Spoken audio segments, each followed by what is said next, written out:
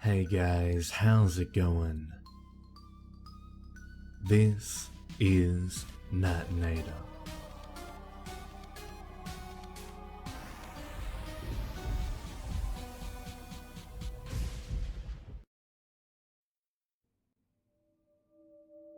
He liked to volunteer in the psych ward of his local hospital.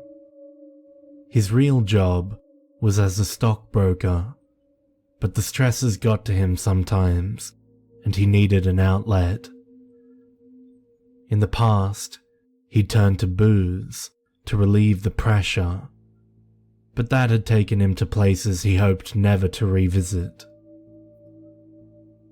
He didn't know why it helped him so much to be in the hospital. He didn't particularly like the crazies that they made him work with. In fact, he thought most of them were beyond help.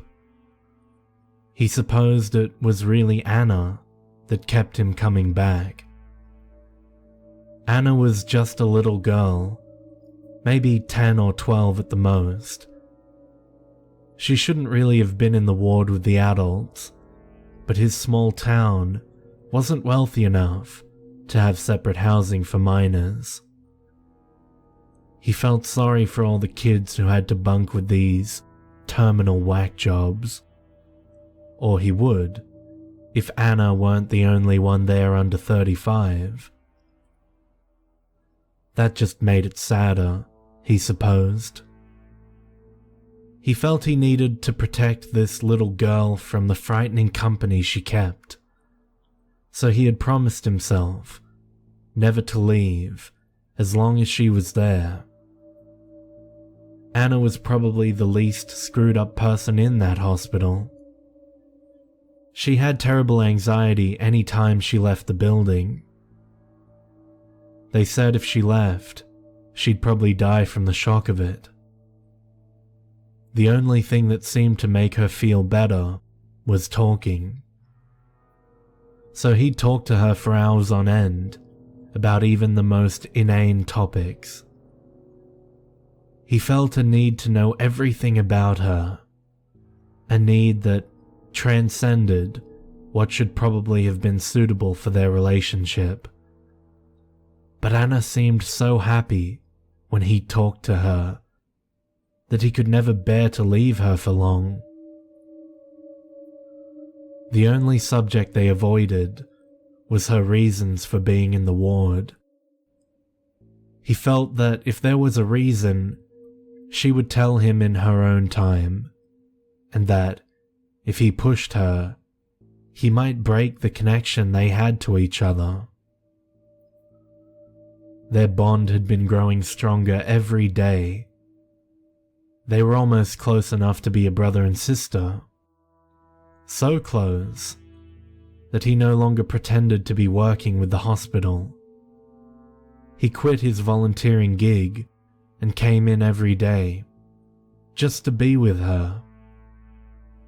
He seemed to even be helping with her anxiety, until one day, he found her curled up into a ball on her bunk, sobbing quietly to herself. When he asked her what was wrong, she finally told him why she was in the hospital. She and her mother had been in a car accident with a drunk driver. Her mother had died as a result, and she had to be hospitalized.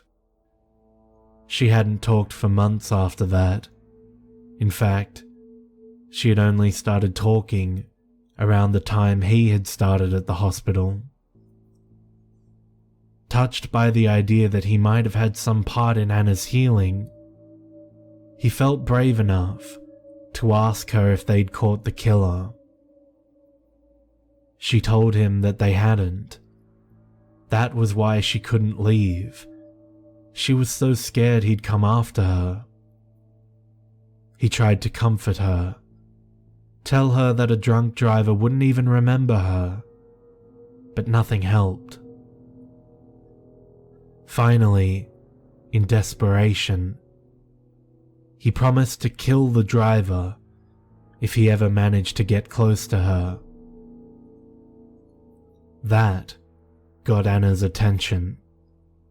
And though she was shocked at the statement's brutality, it at least got her to stop crying. The rest of the day went normally, but he decided that he would talk to Anna's doctor before he left. He hadn't talked to the doctor before, but everyone at the ward knew him, so he felt no qualms about introducing himself. When he asked about Anna, the doctor seemed extremely keen to hear what she'd said. Apparently, no one knew why she was in the ward in the first place. They just found her wandering, bloody, by the side of the road. Surprised, he told the doctor Anna's story. At the end, the doctor leaned back in his chair and sighed. "Richard, what you're telling me is very serious. There isn't anyone named Anna in this ward. You had a nervous breakdown recently and have been coming to the hospital for psychiatric sessions. However, you've been getting worse, not better. For the last month you haven't left the ward. Tell me, Richard, do you remember the last time you were at work?" It was a stupid question. Of course No. He'd taken some vacation time off to spend with Anna. How had he forgotten that? But the doctor shook his head. "You were forced to take psychiatric leave. We believe you had some sort of traumatic event, one that triggered your breakdown and subsequent hallucinations. From what you just told me, I'm inclined to believe you were responsible for an accident while drunk driving." He sat there, frozen in shock. This was impossible. He'd quit drinking, right about when he'd started at the ward. No, he couldn't have. But it was rushing back. The erratic light from the headlights as he swerved, the screech of rubber as he saw them, the one frozen second where he saw a 10-year-old girl screaming from the back seat. When he looked back, the doctor wasn't there. Anna was sitting in the doctor's place, saying nothing, just staring at him. He stared back for a second, and then had to look down. He felt so guilty. So guilty. And he had made a promise. Richard picked up the scissors.